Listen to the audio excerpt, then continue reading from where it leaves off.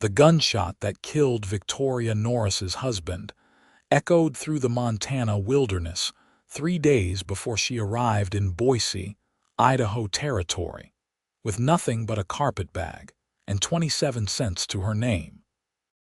She stepped off the dusty stagecoach into the blazing August heat of 1878, her black mourning dress stiff with travel grime, her throat parched from days without proper water. The driver tossed her bag into the dirt without ceremony, and Victoria caught it before it could split open and spill what little remained of her former life onto the street. Around her, Boise bustled with miners, merchants, and men who eyed a lone woman with varying degrees of interest. She pulled her shawl tighter despite the heat and walked toward the nearest building that looked respectable. The mercantile smelled of coffee beans and leather. An older woman behind the counter looked up from her ledger, taking in Victoria's appearance with a shrewd but not unkind gaze. "Looking for something, Mrs. Victoria corrected softly. "I am looking for work, any kind of honest work." The woman's expression shifted to sympathy. "You are a widow." It was not a question, but Victoria nodded anyway. 3 weeks now, I have no family, no place to go. I can read and write. I can cook and clean. I can work hard." The older woman set down her pen. "There is not much call for household help in a mining town, I am afraid. Most women here are either married or working in establishments I do not think you would find suitable." Victoria's stomach clenched. She had eaten nothing but stale bread for 2 days. "I will take any honest work, anything at all." The woman studied her for a long moment, then something seemed to shift in her decision. There might be something. Grant Elsworth owns a cattle ranch about 10 miles north of here. His wife passed 2 years back from fever, and he has been trying to manage alone with just his ranch hands. Place has gone to ruin, I hear. He comes into town every few weeks for supplies, and last time he mentioned needing help. Do not know if he meant to hire someone, but it might be worth asking. How would I get there? I can send word with my husband when he makes his delivery run tomorrow. If Elsworth is interested, he can come fetch you. In the meantime, you look like you could use a meal and a place to rest." The woman came around the counter. "I am Martha Preston. My husband and I live above the store. It is not much, but we have a spare corner and some stew left from dinner."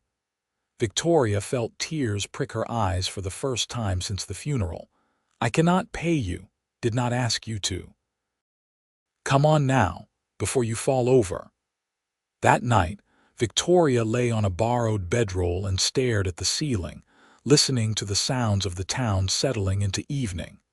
Her husband Thomas had been a gambler and a drunk, and his death at the hands of an angry card player had been almost inevitable. She felt guilty that her strongest emotion was relief rather than grief. Their marriage had been her father's arrangement, a way to settle his debts before he died. Thomas had never hit her, but he had never been kind either. He had spent what little money they had on cards and whiskey, leaving her to manage on scraps and promises. Now she was free but destitute. The thought of working on a ranch terrified her, but so did the alternative. She had seen the kinds of establishments that employed desperate women, and she would rather die in the desert than end up in one of those places. The next day crawled by with agonizing slowness. Martha gave her soap and access to a wash basin, and Victoria cleaned her dress as best she could, scrubbing at the travel stains until her knuckles were raw. She helped around the store, organizing shelves and sweeping floors, trying to make herself useful. Martha's husband returned in the afternoon with news that he had left a message at the Elsworth ranch. 2 more days passed. Victoria began to lose hope, wondering if she should start looking for other options, though she had no idea what those might be. Then on the 3rd morning, Martha called up the stairs. "Victoria, someone here to see you." She smoothed her dress and descended the narrow staircase, her heart hammering. A man stood in the store, tall and broad-shouldered, his face weathered by sun and wind. He held his hat in his hands, turning it slowly as he waited. His hair was dark brown, shot through with gray at the temples, and his eyes were an unexpected shade of gray-green. He looked to be in his mid-30s, maybe 40 at most. When he saw her, those eyes assessed her with the same careful attention he might give to livestock, but there was no disrespect in it, just practical evaluation. "Mrs. Norris." His voice was low and rough, like he did not use it much. "Yes, sir. I am Grant Elsworth." "Martha's husband said you are looking for work." Victoria straightened her spine. "I am. I am a widow with no family and no prospects. I am willing to work hard at whatever needs doing. Ranch work is not easy. It is not like keeping house in town." "I understand that, Mr. Elsworth. But I am stronger than I look, and I learn quickly. I can cook, clean, mend, and manage household accounts. If there are other skills I need, I will learn them." He studied her for another long moment. "I will be honest with you, Mrs. Norris. My ranch has gone downhill since my wife died. I have 4 ranch hands, good men, but none of them can cook worth a damn, and the house is in bad shape. I need someone to manage the household, feed the men, keep things running smooth. It is hard work and long hours. I can pay you $30 a month plus room and board. The room is small but private, and the board is whatever you cook for the rest of us. You will eat the same food as everyone else, no better and no worse. Work starts at dawn and ends when the work is done. 1 day off a month to come into town if you want it. Does that sound fair to you?" $30 a month was more than she had expected, more than she had ever had control of in her life. "That sounds more than fair, Mr. Elsworth. I will treat you with respect, and I will expect the same from my men. Any man who does not behave properly will be gone the same day. But I need to know you are committed to the work. I cannot afford to train someone just to have them run off when they realize how hard it is. I have nowhere to run to, Mr. Elsworth. If you give me this chance, I will not waste it." Something in his expression softened slightly. "All right then. Get your things. We will head out now if you are ready." Victoria retrieved her carpetbag from upstairs and thanked Martha profusely for her kindness. The older woman hugged her and pressed a small package into her hands. "Some food for the journey.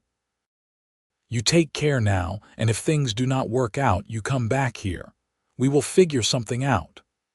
Grant Elsworth helped her up onto the wagon seat without comment, then climbed up beside her and clicked to the horses. They rolled out of Boise heading north, and Victoria watched the town disappear behind them with a mixture of fear and strange hope. They rode in silence for the first hour. The landscape was beautiful in its starkness, rolling hills covered in sagebrush and dry grass, mountains rising in the distance. The sun beat down mercilessly, and Victoria was grateful for her bonnet. "My wife's name was Caroline," Grant said suddenly, his eyes on the road ahead. "She was a good woman, strong. When the fever took her, it took something out of me too. The ranch was her dream as much as mine. After she died, I kept working because that is what you do, but my heart was not in it. Things fell apart. I am not proud of that." Victoria did not know what to say, so she offered the truth. "My husband was not a good man, Mr. Elsworth. I know I should feel more grief than I do, but mostly I feel free. Does that make me terrible?" He glanced at her, and she thought she saw understanding in his eyes. "No. It makes you honest." They arrived at the ranch in late afternoon. Victoria's first sight of it made her heart sink. The house was a sprawling single-story structure of wood and stone, but the porch sagged, windows were broken, and the whole place had an air of neglect. The barn and outbuildings were in better shape, probably because the ranch hands spent their time there. Several horses grazed in a corral and cattle dotted the distant pastures. Grant helped her down from the wagon. "I know it looks rough. That is why I need help." A man emerged from the barn, lean and weathered, probably in his 50s. Behind him came 3 younger men, all watching with obvious curiosity. "Boys, this is Mrs. Norris. She is going to be managing the house and cooking for us. You treat her with respect or you answer to me. Understood?" A chorus of "Yes, boss" followed. Grant made quick introductions. The older man was Dutch Henderson, his foreman. The younger 3 were Sam, Pete, and Johnny, ranging in age from early 20s to maybe 30. They all looked trail-worn but decent enough, tipping their hats to her politely. "When is dinner, boss?" Sam asked hopefully. "When Mrs. Norris has had time to see the kitchen and figure out what she has to work with. You boys can wait an extra hour or 2. Grant led Victoria into the house. The front room was thick with dust, furniture covered in grime. The kitchen made her want to cry. Dirty dishes were piled everywhere, the stove was crusted with old food, and the smell was awful. But underneath the mess, she could see it was a good kitchen, well equipped with a large stove and plenty of workspace. "I know," Grant said quietly. "We have been eating mostly beans and hardtack. Sometimes Dutch shoots a rabbit or we slaughter a chicken, but none of us know how to cook it proper." Victoria set down her bag and rolled up her sleeves. "I will need hot water, lots of it, and soap. I will get the boys to help. Your room is through there." He pointed to a door off the kitchen. It was meant to be a pantry, but Caroline converted it to a small bedroom for when we had guests. It has a bed and a window, not much else, but it is private. The room was tiny but clean, relatively speaking. Someone had made an effort to sweep and air it out. The narrow bed had a worn quilt and the window looked out toward the mountains. Victoria had never had a room of her own before. Even in her marriage, she had shared space with Thomas's constant presence. "It is perfect," she said. Grant nodded.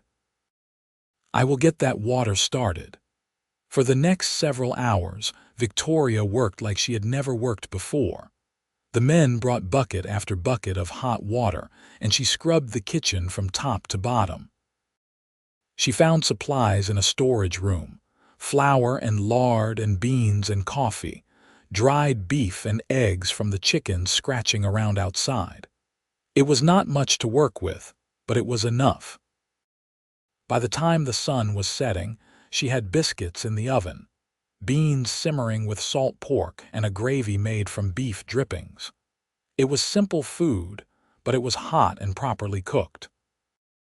The men crowded into the kitchen at her call, and the look on their faces when they sat down to full plates made all the effort worthwhile.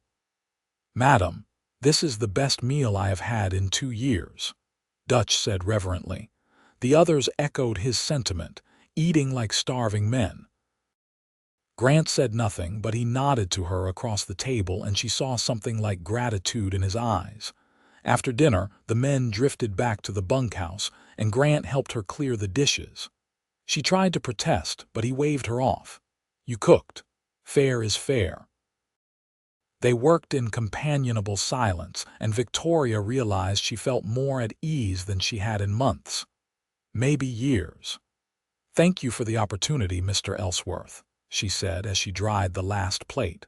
"Grant, if we are going to live under the same roof, you might as well call me Grant.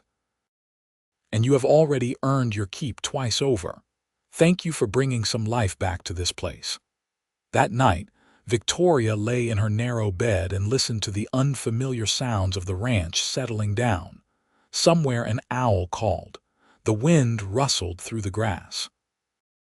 For the first time since Thomas's death, she felt like maybe things would be all right. The next weeks fell into a rhythm. Victoria rose before dawn and had coffee ready when the men stumbled in, hungry and half asleep.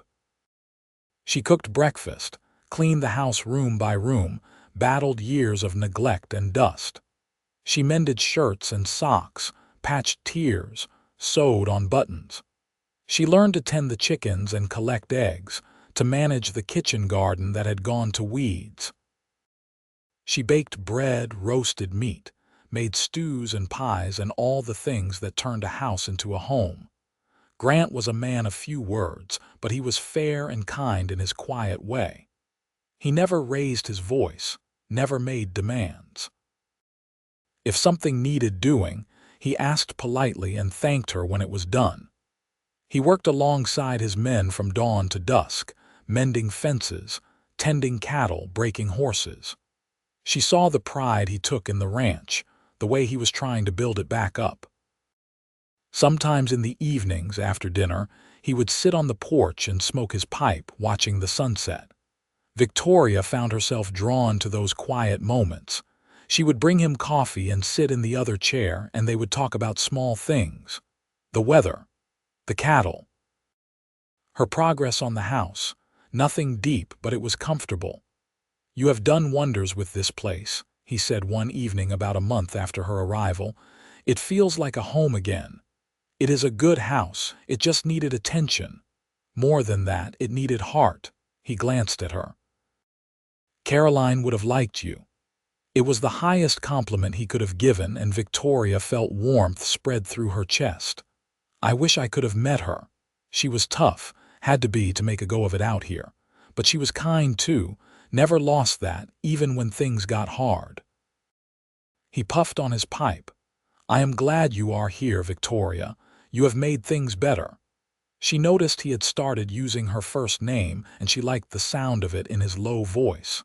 "I am glad to be here, Grant." The air between them felt different that night, charged with something neither of them was quite ready to name. The first real test came in October when Grant rode in pale and shaking, blood soaking through his shirt. Dutch and Sam supported him between them, practically carrying him into the house. What happened? Victoria's medical knowledge was limited, but she had tended enough injuries to know serious when she saw it. "Bull got him," Dutch said grimly. "Gored him in the side." They laid Grant on the kitchen table, and Victoria cut away his shirt with shaking hands. The wound was deep, a ragged tear in his left side, bleeding freely. She had Dutch boil water and tear cloth for bandages while she cleaned the wound as best she could. Grant bit down on a leather strap, his face white with pain, but he did not cry out. "It is not as deep as it looks," she said, trying to convince herself as much as him. "But you need a doctor." "Closest doctor is in Boise," Grant managed through gritted teeth. "That is 4 hours round trip." "Then someone needs to ride fast." She looked at Dutch. "Go. I will do what I can here, but he needs proper stitching." Dutch nodded and ran. Victoria worked to stop the bleeding, packing the wound with clean cloth, pressing down despite Grant's sharp intake of breath. His hand found hers and gripped it hard. "I am sorry," she whispered. "I know it hurts." "You are doing fine," he managed. "I trust you." Those 3 words meant more than he could know. She stayed by his side while they waited, wiping his brow, giving him water, talking to him to keep him conscious. She told him stories from her childhood, about her mother who had died when she was young, about learning to bake bread from her grandmother. Anything to keep his mind off the pain. Dutch returned with the doctor just as dusk fell. The doctor examined the wound, grunted approval at Victoria's work, and stitched Grant up properly. He left laudanum for the pain and strict instructions for rest.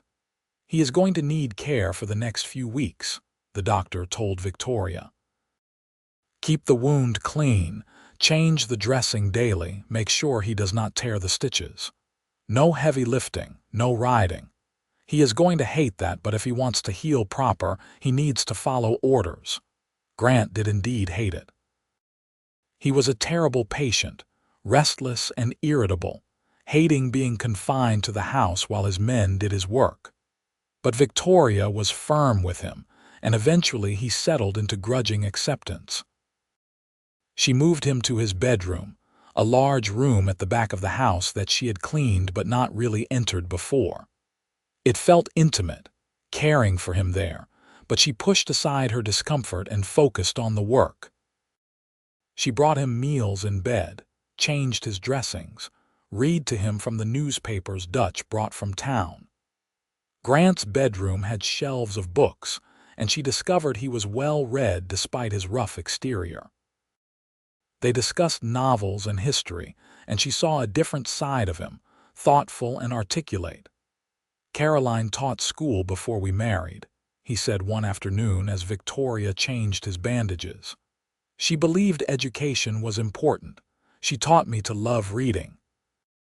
"She sounds like she was remarkable." She was. He looked up at Victoria, and something in his gaze made her breath catch. "You are too, you know, remarkable."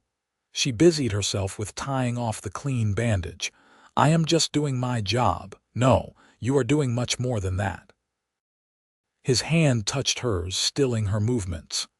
"Victoria, I need to be honest with you about something." Her heart began to pound. "All right. When you first arrived, I thought I was hiring help, someone to cook and clean and make life easier. And you have done all that, better than I could have hoped. But somewhere along the way, it stopped being just a job. This is your home now if you want it to be, not because I am paying you, but because you belong here." She sat down slowly in the chair beside his bed. "Grant, I do not know what to say." "You do not have to say anything right now. I just wanted you to know how I feel. You have brought life back to this place. To me. I find myself looking forward to coffee on the porch, to your voice in the house, to the way you hum while you are working. If that is too much, if I am stepping over a line, tell me now and we will go back to how things were. But if there is any chance you might feel the same way, I would like to know." Victoria's mind raced. She had not expected this, though perhaps she should have. She had felt the pull between them growing stronger. The way his presence made her heart beat faster, the way she caught herself watching for him. But she had been married before, trapped in obligation and duty. The thought of entering into another arrangement, even with someone as kind as Grant, terrified her. "I need time," she said finally, "to think, to be sure. My marriage was not happy, Grant. I do not want to make another mistake." "I understand. Take all the time you need." And Victoria, "I am not Thomas. I would never treat you the way he did." The fact that he knew, that he understood, made her eyes sting with tears. "I know you are not. That is what scares me. I'm not sure I know how to be with someone good. Then we will figure it out together if you decide you want to." Over the next weeks, as Grant healed, Victoria wrestled with her feelings. She watched him with his men, patient and fair. She saw the way he treated his animals with care, the pride he took in his work. She remembered his kindness when she had arrived with nothing, the way he had given her honest work and fair pay, never making her feel less than human. She thought about the future, about growing old alone versus taking a chance on something that felt real. She was hanging laundry one morning in late October when she made her decision. Grant was back on his feet, moving carefully but healing well. He was in the barn, and she walked out there, her heart in her throat. He looked up from mending a saddle, and his face brightened when he saw her. "Morning, do you need something? I have been thinking about what you said, about how I belong here." He set down the saddle, giving her his full attention. "And I want to be honest with you like you have been with me. I am frightened. Marriage hurt me, and I am not sure I am ready for that again. But I also know that what I feel for you is different from anything I felt for Thomas. You make me feel safe, valued, like I matter beyond what I can do for you. You do matter. More than I can say." She took a breath. "I do not know if I am ready to be a wife again, but I would like to see if we could be something more than employer and employee, if we could court properly and see where it leads." The smile that spread across Grant's face transformed him. "Victoria Norris, I would be honored to court you." He crossed the space between them and took her hands in his. For a long moment they just stood there, and then he leaned down and kissed her softly. It was nothing like Thomas's rough demands. It was gentle and asking and full of promise. When they pulled apart, Victoria felt like she was glowing. "I should get back to work." "To hell with work," Grant said, grinning. "Come ride with me. Let me show you the ranch properly." They saddled horses and rode out across the property. Grant showed her the places he loved, the high pastures where the grass grew thick, the stream that never ran dry, the spot where he wanted to build a bigger barn someday. They talked about his dreams for the ranch, about expanding the herd, about breeding better horses. He asked about her dreams, and she found herself sharing things she had never told anyone, about wanting to learn more, to read everything, to maybe one day teach like Caroline had. "You could," Grant said seriously. "There are families scattered around here. Their children need education. You could start a small school right here on the ranch if you wanted. We could build a room, get books." The idea took root immediately. "Do you really think I could?" "I think you could do anything you set your mind to." As autumn turned to winter, their relationship deepened. Grant courted her properly, with walks and talks and stolen moments. He brought her small gifts, a hair ribbon from town, a book he thought she would like, wildflowers before the frost killed them. She cooked his favorite meals and mended his clothes with extra care. They sat by the fire in the evenings, her reading aloud while he worked on tack or accounts. The ranch hands noticed, of course. Dutch approached her one day while she was feeding the chickens. "I just want to say, madam, we are all real happy for you and the boss. He is a good man and you are good for him. Haven't seen him smile this much since Miss Caroline passed." "Thank you, Dutch. That means a lot. He is going to ask you properly soon, I reckon. Just wanted you to know you have all our support. You have made this place a home again." He was right. On Christmas Eve, after they had shared a feast with the ranch hands and sent them off to the bunkhouse, Grant asked Victoria to walk with him. Snow had fallen that afternoon, coating everything in white, and the world felt hushed and magical. He led her to the barn, where he had set up lanterns and spread blankets in the clean hay. In the center was a small wooden box. "I am not good with fancy words," he said, his breath fogging in the cold air. "But I know what I feel. Victoria, these past months with you have been the happiest of my life since Caroline died. You have given me back my home, my hope, my heart. I know you are scared, and I know you have been hurt. But I promise you, if you say yes, I will spend every day of the rest of my life proving that you made the right choice." He opened the box. Inside was a simple gold band. "This was my mother's ring. My father gave it to her when they had nothing but love and determination. They built a good life together. I would like to build one with you. Will you marry me?" Victoria felt tears streaming down her face, but they were happy tears. "Yes, yes, I will marry you." He slipped the ring on her finger and kissed her, long and deep, and she felt like she was finally, truly home. They married in January of 1879, in a simple ceremony in Boise with Martha Preston and Dutch Henderson as witnesses. Victoria wore a new dress that Grant had insisted on buying her, deep blue wool that brought out her eyes. Grant wore his best suit and looked so handsome it made her heart ache. The preacher pronounced them husband and wife, and when Grant kissed her, it felt like a promise and a beginning all at once. The ranch hands had decorated the house for their return, hanging ribbons and wild greenery, and Dutch had somehow managed to bake a lopsided cake. They celebrated with dinner and dancing to Sam's fiddle playing, and Victoria laughed more than she had in her entire life. That night, alone in Grant's bedroom, which was now their bedroom, Victoria was nervous. Grant sensed it immediately. "We do not have to do anything you are not ready for," he said gently. "I can sleep on the floor if you want." "No," she said. "I want this, I want you, I am just nervous." "So am I," he admitted. "I want to make you happy, Victoria. Show me how." His patience and gentleness made all the difference. He took his time, learning her, letting her learn him. When they finally came together, it was nothing like her experiences with Thomas. This was tender and passionate and full of love, and afterward, held safe in his arms, Victoria felt like she had been reborn. "I love you," she whispered into the darkness. "I love you too," Grant replied, kissing her forehead. "I will love you until my last breath." The winter was hard but happy. Victoria settled into being a wife again, but this time it was different.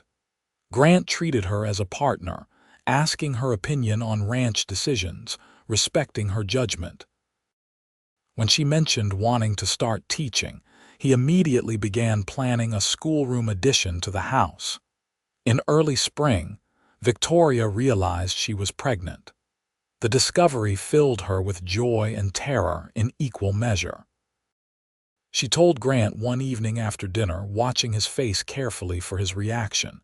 His eyes went wide, and then he was pulling her into his arms, laughing with delight.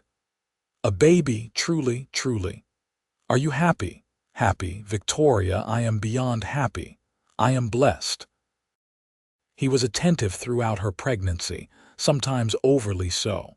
He tried to stop her from doing any work, which she firmly refused. "I am pregnant, not dying," she told him. "I will let you know if I need help." The schoolroom addition was finished by summer. Victoria put out word through Martha Preston that she would be teaching starting in September. 5 families signed their children up immediately. 8 students ranging from 6 to 14 years old. Victoria spent her evenings preparing lessons, thrilled to have purpose beyond household work. In October, just as the leaves were turning, Victoria went into labor. Grant rode like the devil to fetch the doctor, and Martha Preston came to help. The labor was long and difficult, but when Victoria finally heard the first cry of her child, everything else fell away. "It is a boy," Martha announced, placing the squalling infant in Victoria's arms. "A healthy, strong boy." Grant stood in the doorway, his face wet with tears. "A son," he breathed. They named him Thomas Grant Elsworth. Victoria wanted to reclaim the name, to take something her first husband had tainted and make it clean again. Grant understood and supported her choice completely. Little Thomas was a good baby, alert and curious. Grant was a devoted father, taking the baby into the barn with him, showing him the horses and cattle even though he was far too young to understand. Victoria taught her classes with Thomas sleeping in a basket nearby, and her students were enchanted by him. Life fell into a beautiful rhythm. The ranch prospered under Grant's careful management and Victoria's organizational skills. They expanded the herd, built a new barn, hired 2 more ranch hands. Victoria's school grew to 12 students, and she discovered she loved teaching almost as much as she loved her family. 2 years after Thomas was born, Victoria gave birth to a daughter they named Caroline Martha, honoring both Grant's first wife and Martha Preston, who had shown Victoria such kindness. Caroline was a tiny, perfect thing with her father's gray-green eyes and her mother's dark hair.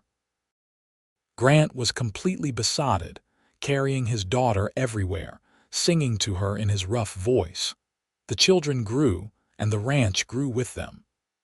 Young Thomas showed an early aptitude for animals, following his father around from the moment he could walk, begging to help with everything. Caroline was quieter, thoughtful, loving to sit with Victoria during lessons and look at books. One evening, when Thomas was 5 and Caroline was 3, Victoria stood on the porch watching Grant play with the children in the yard. He was chasing them, roaring like a bear while they shrieked with delight. The sight filled her with such profound happiness it almost hurt. Martha Preston, who had come for dinner, stood beside her. "You have built a good life here." "I have," Victoria agreed. Sometimes I think about that day I arrived in Boise with nothing. If you had not helped me, if Grant had not taken a chance on me, I do not know where I would be. You would have survived. You are strong, but I am glad it worked out this way. So am I." Grant caught her eye across the yard and grinned, and her heart swelled with love. That night, after the children were asleep, Grant and Victoria lay in bed talking about the future. "I have been thinking," Grant said. "The ranch is doing well. The school is growing. We have built something good here." "We have," Victoria agreed. "I want to make it official. I want to put the ranch in both our names, equal partners legally." Victoria propped herself up on one elbow. "Grant, are you sure?" "Absolutely sure. This ranch is as much yours as mine. You have worked as hard as I have to build it. You deserve to have your name on it." She kissed him deeply. "Thank you for everything, for giving me honest work when I needed it, for treating me fairly, for loving me. Thank you for being honest with me, for giving me your heart, for loving me back." He pulled her close. "I think Caroline would be happy knowing I found love again, and I hope Thomas is burning in hell knowing you found someone who treats you the way you deserve." Victoria laughed despite herself. "That is a terrible thing to say, but true." They added another room to the house when Victoria became pregnant again, at age 28. This pregnancy was easier than the others, and in the summer of 1883, she gave birth to another son they named James Preston Elsworth, after his father's middle name and Martha's husband who had helped Victoria find her way to the ranch. The years continued to pass in a blur of happiness. The children grew healthy and strong. Thomas became a skilled horseman, already talking about taking over the ranch someday. Caroline learned to read at 4 and was soon helping her mother teach the younger students. James was a laughing, joyful baby who brought light wherever he went. Victoria's school expanded until she had 18 students. Grant built a proper schoolhouse on the ranch, a beautiful structure with big windows and a wood stove. Victoria taught reading, writing, arithmetic, history, and geography. She ordered books from back east, using her own earnings to build a library for her students. Grant's cattle operation became one of the most successful in Idaho Territory. He was known for fair dealing and quality stock. Other ranchers came to him for advice, and he always shared what he knew. He and Victoria became pillars of the community, hosting gatherings, helping neighbors in need, building the kind of life that rippled outward in positive ways. One day in the spring of 1887, Victoria was in the garden planting vegetables when she saw a familiar figure riding up the road.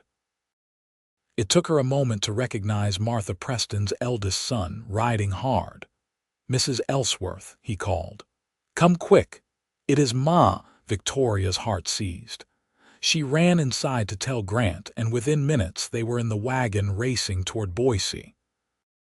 Martha had collapsed in the store, and the doctor said it was her heart. They arrived to find Martha in bed, pale but conscious. She smiled weakly when she saw Victoria. "I wondered if you would come," Martha whispered. Victoria took her hand. "Of course I came. You saved my life, Martha.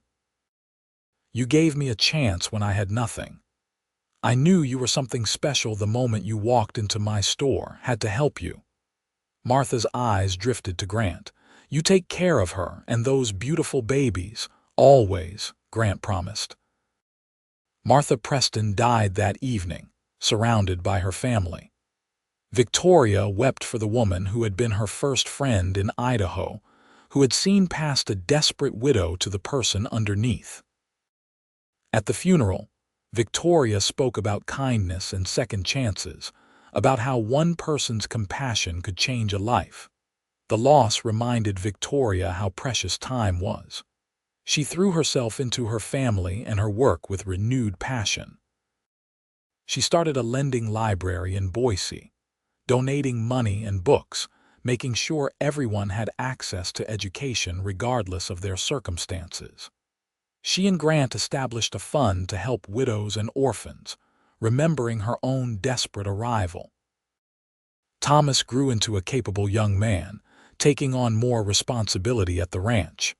At 15, he was already managing the day-to-day operations alongside his father. Caroline, at 13, announced she wanted to become a doctor, which was almost unheard of for women. Victoria and Grant supported her dream completely, beginning to save money to send her to a women's medical college back east when she was old enough. James, at 7, was the ranch's resident charmer, making friends with everyone he met. He loved the animals but showed no particular interest in ranching, instead filling notebooks with drawings and stories. Victoria encouraged his artistic nature, getting him supplies and teaching him what she could. One evening in 1890, Victoria and Grant sat on their porch as the sun set, watching their children play in the yard. They were older now, Grant's hair fully gray, Victoria's showing silver streaks, but their love had only deepened with time. "You ever regret it?" Victoria asked. Taking a chance on a desperate widow with nothing to offer, Grant turned to her with such love in his eyes it stole her breath. "Not for a single moment. You are the best decision I ever made." "Well, second best after deciding to post that notice with Martha's husband." She laughed and leaned into him. "I used to think I was unlucky. Bad marriage, dead husband, no prospects.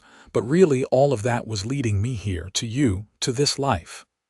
"I used to think my life was over when Caroline died," Grant said. "I was wrong. It was just waiting for a new chapter to begin. You gave me that. You gave me everything." Their children called to them, wanting them to come play. Grant helped Victoria up, and hand in hand, they walked down to join their family.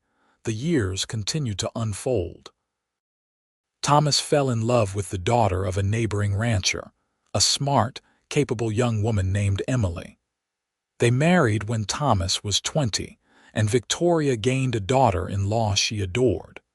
Caroline left for medical school in 1894, one of only 3 women in her class. Her letters home spoke of challenges and triumphs, and Victoria's heart swelled with pride. James surprised everyone by showing a talent for business. At 16, he started a small freight company, hauling goods between Boise and the surrounding ranches. Within 2 years, he had 3 wagons and 6 employees. Thomas and Emily gave Victoria and Grant their first grandchild in 1896, a daughter named Martha Victoria. Holding her namesake in her arms, Victoria thought about the journey that had brought her here. From desperate widow to grandmother, from nothing to everything that mattered, Grant's health began to decline in 1898. He was 62, and a lifetime of ranch work had taken its toll. His joints ached, and he moved more slowly.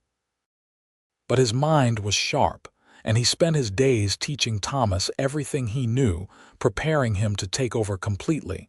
One afternoon, sitting in the sun, Grant took Victoria's hand.